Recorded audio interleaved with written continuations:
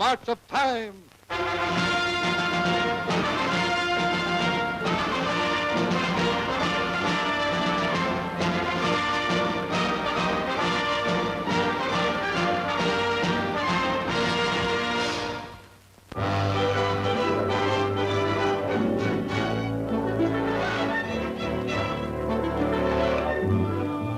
In the past 4 years, some 6 million American men have seen more of the women of foreign lands than they have of their own American sisters, wives, and sweethearts.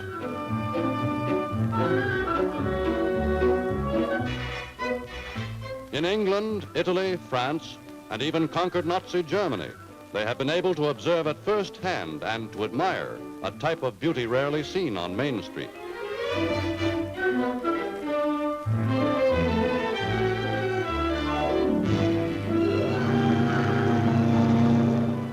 But as Europe recedes in memory, the soldiers' thoughts turn home again.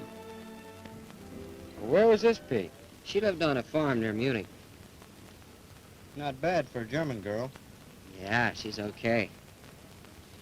There's a picture of my girl from home. Say, she's all right. I haven't seen her in 3 years. I wonder what she looks like now.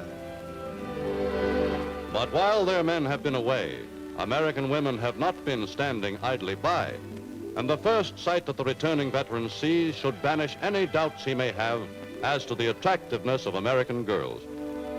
For while the veteran has been fighting on foreign fronts, American women have been carrying on a secular struggle of their own at home, the age-old battle for beauty.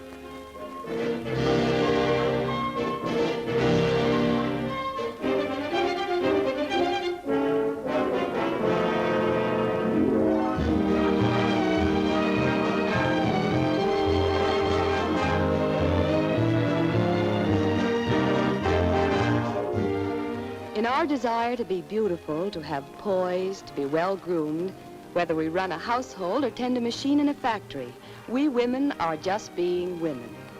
But in America, we think we have a little head start on the women of other countries because we believe that the basis of beauty is health, and that health comes from a combination of sunshine, fresh air, and exercise. Of course, we've all been told you can't buy beauty in a bottle or jar. But the American girl from 13 to 70 spends $1 billion, that's $1,000 million every year, trying to prove that that old adage is the bunk. We have the money to spend, and we want all the lovely smelling soaps, lotions, and glamour goo we can get with it. And even if we didn't have all that money we're spending now, we still have to have those soul-satisfying scents and these elevating elixirs.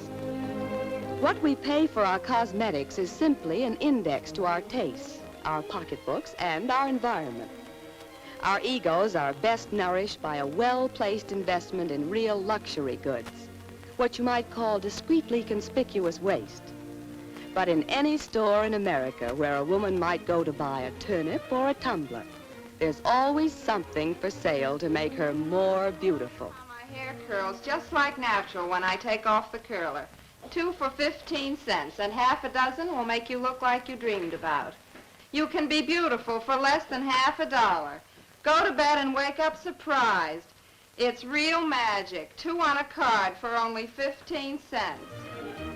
Today, the American beauty business is one of the largest consumer service industries in the country.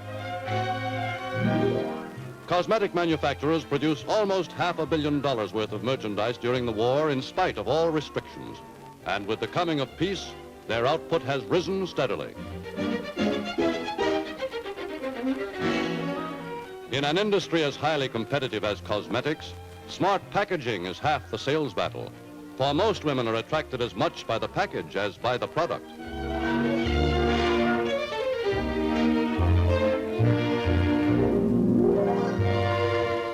The makers of toilet goods spend over $50 million a year in advertising to give their products the right suggestion of allure and luxury. Advertising artists, like the famed Eric, who have mastered the glamorous style, can write their own ticket.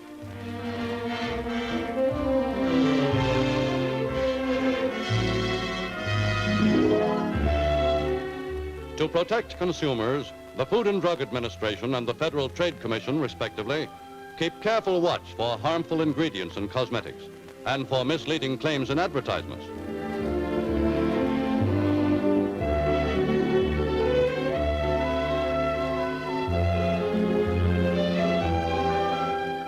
The two agencies work in close cooperation, and vendors who are found to have violated the federal laws are inexorably called to account. You claim in your advertising that your cream will renovate the skin by creating new cells, will preserve youthful beauty, and banish blackheads overnight. Now, you know that's not true. But it is true. My cream comes from a secret Hungarian formula. It has marvelous properties. Now, wait a minute, madam. Our laboratory reports show that this is nothing but an ordinary cleansing cream. I'm advising the commission that this is a pure case of misrepresentation and should be stopped. What beauty care means to a woman's morale was discovered in American war plants. Even shipyards had to install beauty shops for their girl workers. Efficiency went up 10 to 15%, and absenteeism went down. When a woman looks her best, she is likely to do her best, whether at work or at play. The big stores and smart shops have us thoroughly sold on the idea of individuality in our cosmetics, such as specially mixed face powder. It costs more, of course, but we can be sure it's just for us. To acquire a well-shaped mouth, we sometimes need an expert's artistic touch. And every woman has her troubles with mascara. And some complexions even have to go to school. Every skin must be thoroughly cleansed, no matter what type of skin you have. Therefore, watch the application very carefully. Please and spread the pasteurize from your chin to your ears, from your nostrils to the temples, high on the forehead toward the temples, very, very gently around your eyes. Then rotate thoroughly on your nose and on your chin. And don't forget your neck.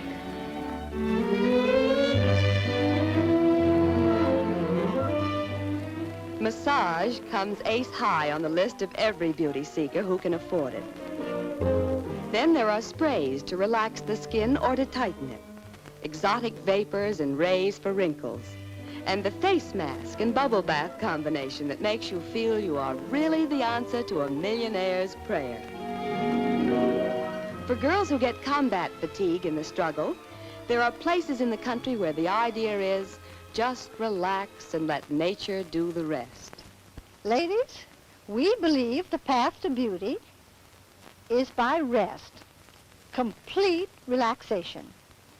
We have nothing to sell at Sunshine Terrace but rest. It is better if you do not call your husband or sweethearts on the phone or have any other emotional experience that will upset your complete relaxation. Rest, and the rest comes easy. Are we agreed?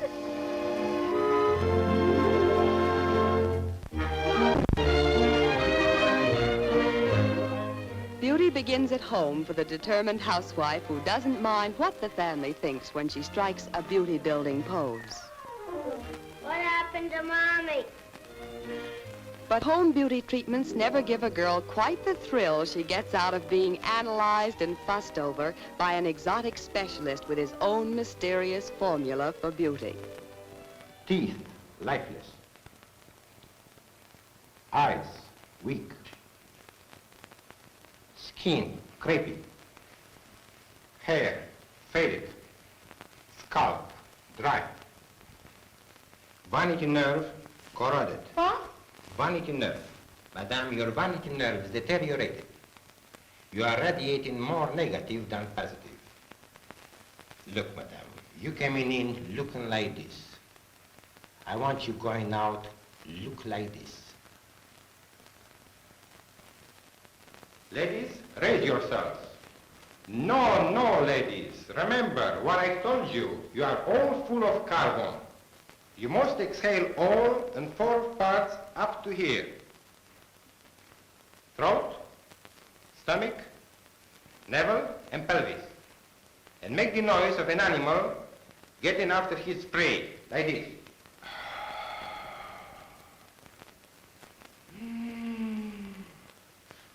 Now, get ready. Extend hands. Try it, please.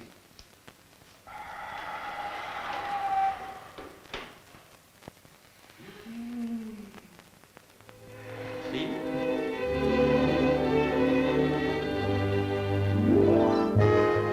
There's one thing every woman wants, and it's awfully hard to get and awfully easy to lose. I mean a good figure. A perfect figure is something that very few of us ever achieve. But even good lines are helped and preserved by a nice, snug little girdle.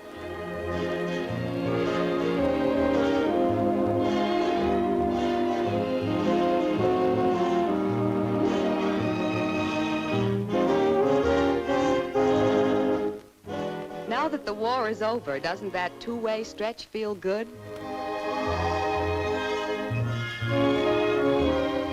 For some of us, it's just a bit too late. There's no way to lick inflation when it goes too far.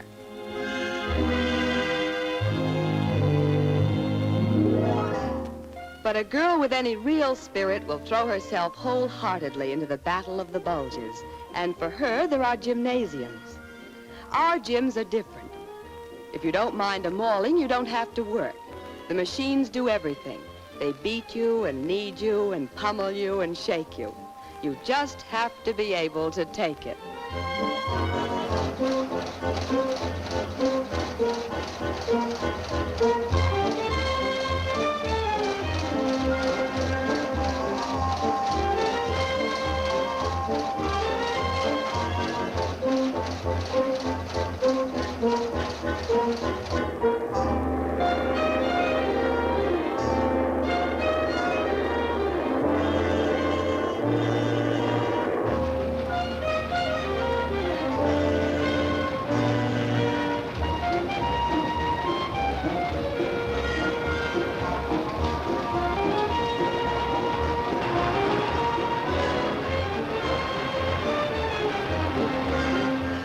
If machine age methods don't do the trick, there is always something more aesthetic. Now let's do the rocking exercise to reduce the hips, buttocks, and thighs. Watch it first, please. Right, left, let's begin. And over.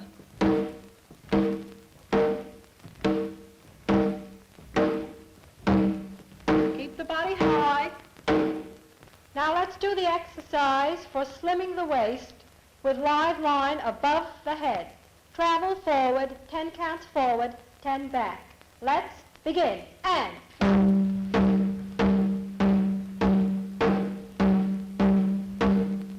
back. And forward.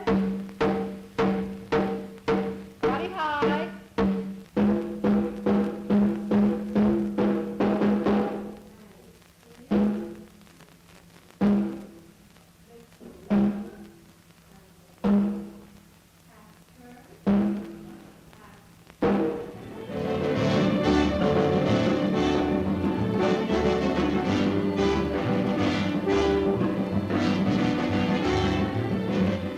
When you've mastered the rhythms of the rumba, you're well on your way to glamour.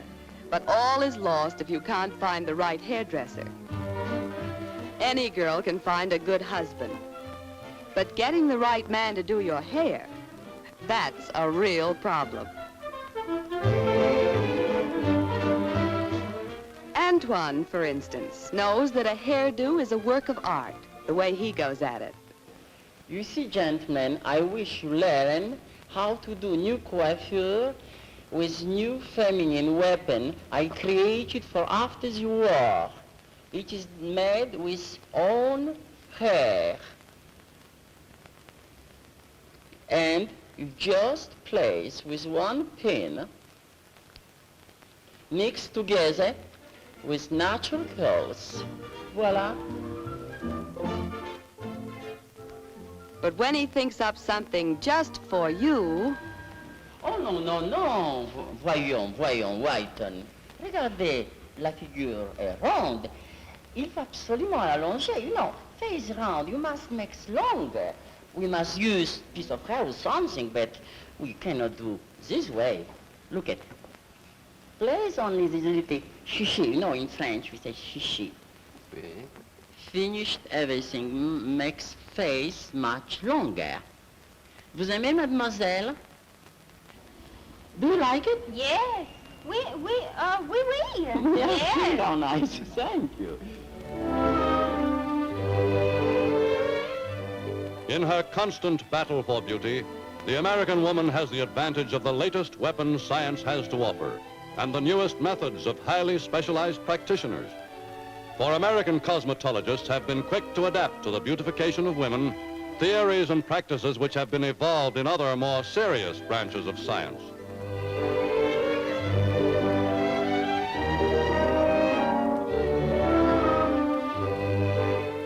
Yet if, in spite of all these weapons and all the skilled professional aid she can mobilize, woman never wholly wins her battle against the inevitable inroads of time, it is not for lack of courage in the fight. With her vanity driving her, she will never give up. Well, vanity indeed. Today, less than ever before, is vanity a feminine monopoly. In the United States alone, there are 120,000 beauty shops for men, as against a mere 83,000 for women. The fact that these establishments are called barber shops instead of beauty parlors doesn't mean a thing. Hardly a man would dare walk out of one of them with just a shave or a haircut. He buys face creams, lotions, suntans, and hair restorers. He gets fussed over and pampered and flattered and catered to for the same reason women do, because it makes him feel good. $300 million a year are spent by the male population of the United States on this sort of thing. Yet they dare accuse the American woman of vanity. In the eternal battle for beauty and youth, America's men and women stand shoulder to shoulder. But the men, the poor dears, do they ever win? All right, Mr. Van Voorhis? Well, time marches on.